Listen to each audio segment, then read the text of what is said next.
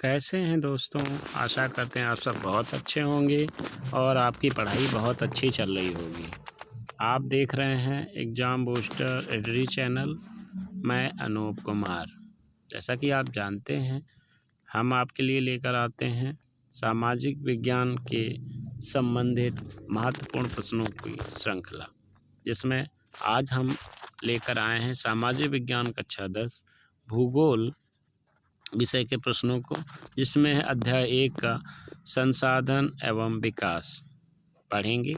ये प्रश्न आने वाली बोर्ड एग्जाम पर के प्रश्नों पर आधारित होगी और इन प्रश्नों के अध्ययन से आप आने वाले बोर्ड एग्जाम में आज अच्छा स्कोर कर पाएंगे और अपने रिजल्ट को और बेहतर बना पाएंगे। हम इसी श्रृंखला को आगे बढ़ाते रहेंगे। चलिए शुरू करते हैं। किसी देश की तटरेखा से कितने किलोमीटर की दूरी तक महासागरीय संसाधनों पर अधिकार होता है? तो विकल्पों का ध्यान से चयन करिएगा। पहला है यानी ए विकल्प 150 किलोमीटर, बी विकल्प 250 किलोमीटर, सी विकल्प 100 किलोमीटर या डी विकल्प 200 किलोमीटर।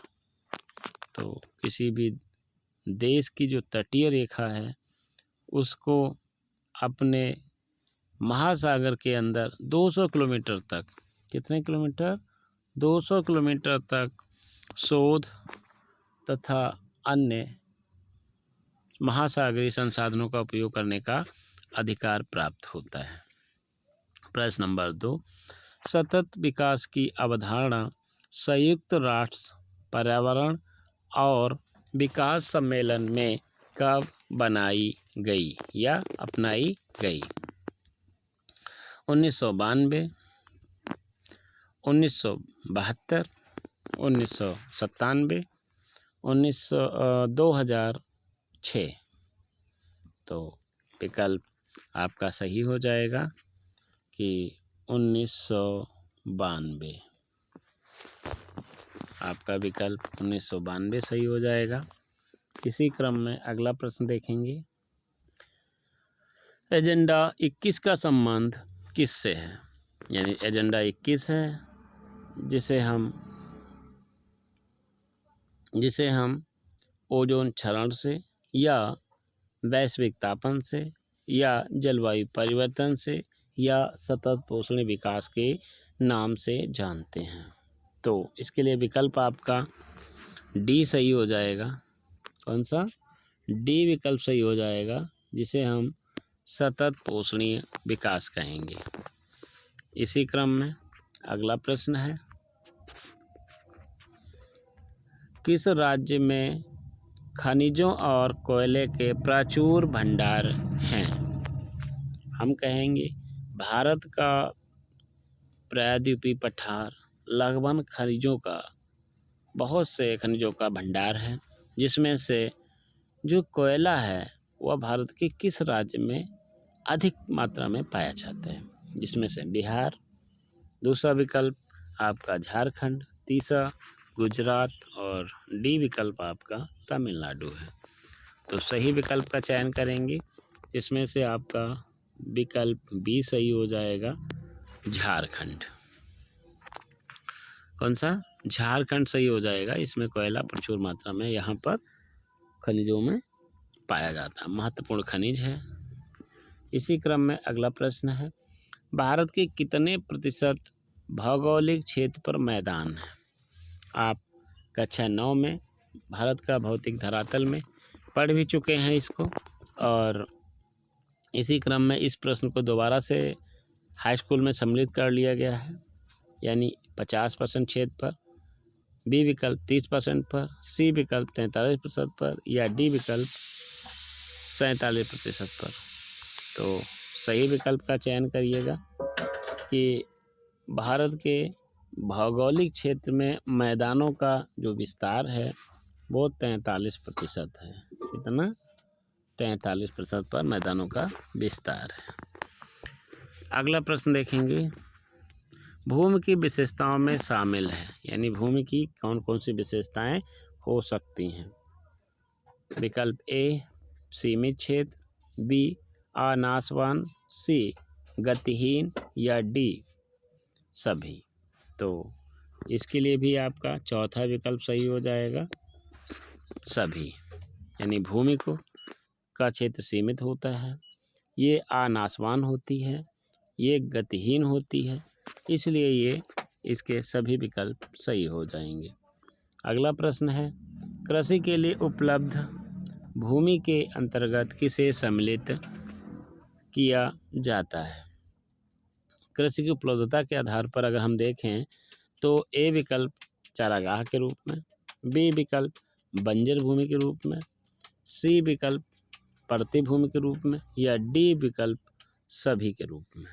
तो कृषि की उपलब्धता के आधार पर हम देखेंगे तो इसमें सभी विकल्प सही हो जाएंगे, यानी कि विकल्प डी सही हो जाएगा आपका। अगला प्रश्न देखेंगे कि भारत में शुद्ध बोए गए क्षेत्र का प्रतिशत किस राज्य में सर्वाधिक है। यानी कृषि, ऐसा कहेंगे हम कि कृषि सबसे अधिक किस राज्य में की जाती है। तो कृषि के मामले में सबसे अधिक आपके इन चार विकल्पों में से एक राज्य है, जैसे ए विकल्प उत्तर प्रदेश, बी विकल्प आंध्र प्रदेश, सी विकल्प पंजाब और डी विकल्प तमिलनाडु है। तो शुद्ध बोए गए क्षेत्र का प्रतिशत के आधार पर अगर हम देखेंगे तो आपका सी विकल्प सही हो जाएगा, जिसमें पंजाब राज्य जो अधिक उत्पादन के आधार पर अधिक बुआई करके कम बुआई करके अधिक उत्पादन प्राप्त करने वाला राज्य है।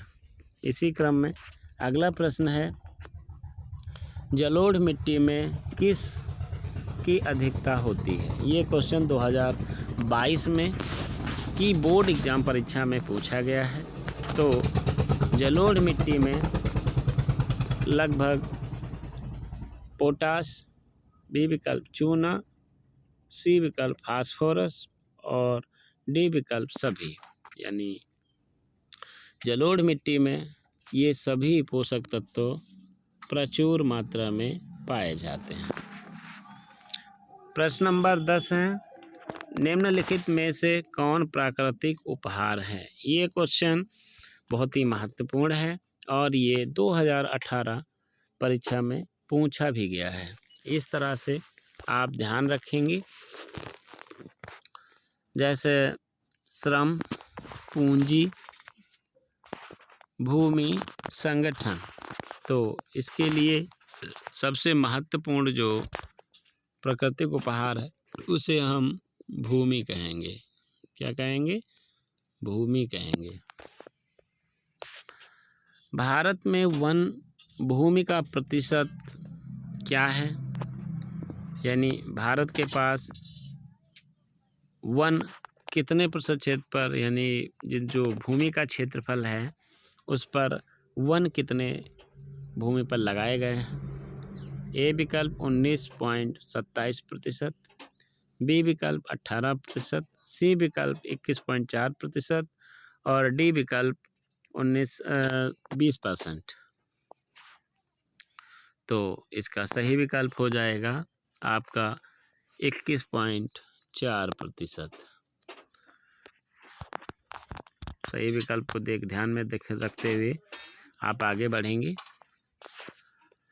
जलोढ़ मृदा पाई जाती है, यानी आपको ये बताना है कि जलोढ़ मृदा भारत के किस क्षेत्र में पाई जाती है। ये प्रश्न 2012 में पूछा गया है, जिसमें से आपका भौगोलिक क्षेत्रों में, बी विकल्प मैदानी क्षेत्रों में, सी विकल्प पठारी क्षेत्रों में या डी विकल्प रेगिस्तानी क्षेत्रों में। तो आपको पता होगा कि पहाड़ों से जो लुढ़क करके मिट्टी आती है उसे ही जलोढ़ मृदा कहते हैं और वह मैदानों में एक समान रूप से बिछा दी जाती है, जो कि बहुत ही उपजाऊ होती है। तो जिसे हम मैदानी क्षेत्र बी विकल्प आपका सही हो जाएगा। प्रश्न नंबर 13, लाल पीली मिट्टी पाई जाती है। बहुत ही महत्वपूर्ण क्वेश्चन है ये, 2022 और 2020 परीक्षा में पूछा गया है। दक्कन के पठार में, मालवा के प्रदेश में, या ब्रह्मपुत्र घाटी में, या डी विकल्प थार के मैदान में या थार के रेगिस्तान में है। तो जो लाल पीली मिट्टी है वो बी विकल्प सही हो जाएगा, मालवा के प्रदेश में या मालवा के पठार में लाल पीली मिट्टी पाई जाती है। भारत की सर्वाधिक उपजाऊ मिट्टी कौन सी है? तो ये प्रश्न 2016 में पूछा गया है। ए विकल्प जलोढ़ मृदा, बी विकल्प लाल पीली मिट्टी, या तीसरे नंबर पर है लेटराइट मिट्टी, और 4 नंबर पर पर्वतीय मिट्टी। तो आपको पता होगा कि जलोढ़ मिट्टी, नदियों द्वारा जो लाई गई मिट्टी को जलोढ़ मृदा कहते हैं, और ये मृदा बहुत ही उपजाऊ मानी जाती है। इसी क्रम में अगला प्रश्न है आपका, जलोढ़ मृदा का निर्माण होता है। ये भी प्रश्न बहुत ही महत्वपूर्ण है, मोस्ट इम्पॉर्टेंट प्रश्न 2016 और 2014 एग्जाम में पूछा जा चुका है।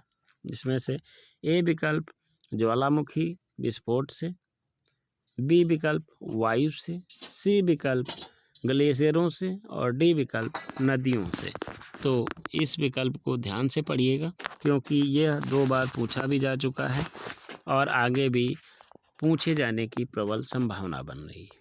इसलिए प्रश्न नंबर 15 का सही विकल्प हो जाएगा आपका विकल्प नंबर डी, नदियों से।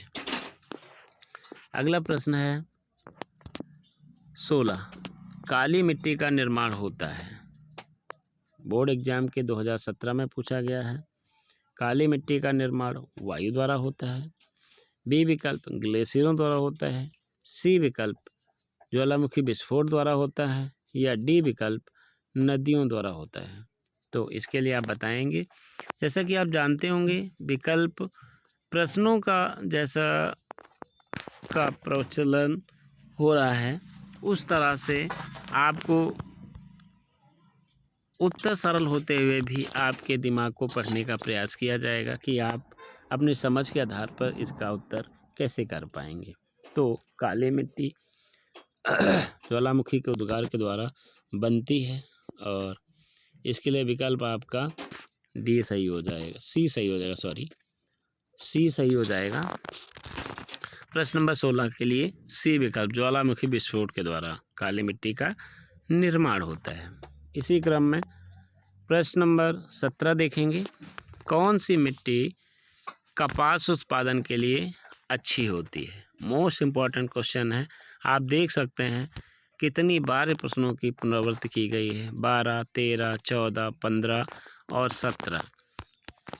17 2017 बोर्ड एग्जाम में ये प्रश्न को बार बार पूछा गया है।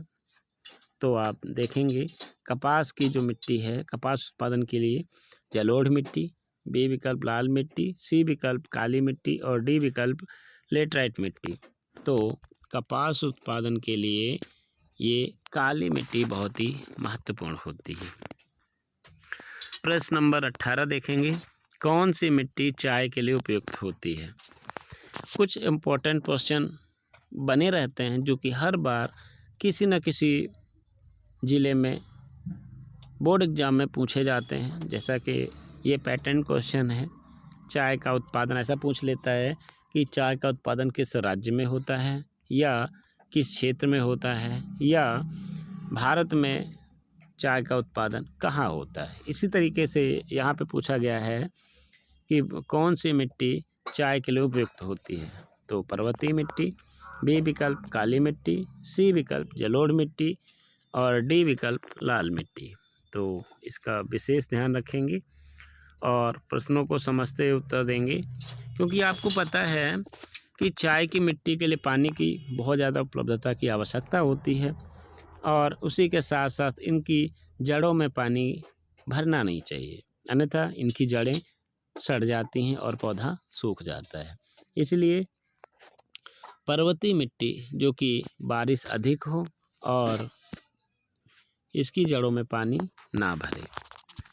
इसलिए असम, भारत का जो असम राज्य है चाय उत्पादन में नंबर 1 पर है और हमारा विकल्प ए सही हो जाएगा, पर्वतीय मिट्टी। अगला क्वेश्चन है, रेगिस्तानी या रेगिस्तान मिट्टी किस राज्य में मिलती है या पाई जाती है? जैसा कि आप जानते हैं, भारत का थार मरुस्थल राजस्थान राज्य में पड़ता है। इसका विस्तार भारत और पाकिस्तान में है। तो विकल्प आप समझ गए होंगे कि हम कौन से विकल्प की बात कर रहे हैं। तो ए विकल्प हो जाएगा राजस्थान। और जैसा कि आप लोग पढ़ रहे होंगे, कुछ क्वेश्चन बहुत ही इजी मिल रहे होंगे, जो आप देखते ही उत्तर आपका सही हो जाएगा। और इसी क्रम में अंतिम और ये लास्ट क्वेश्चन होगा इस श्रृंखला का, इस वीडियो का अंतिम क्वेश्चन है, पुरानी जलोढ़ मृदा को किस नाम से जानते हैं? तो पुरानी जलोढ़ मृदा को बांगर, खादर, तराई और जलोढ़। तो इस उत्तर को हम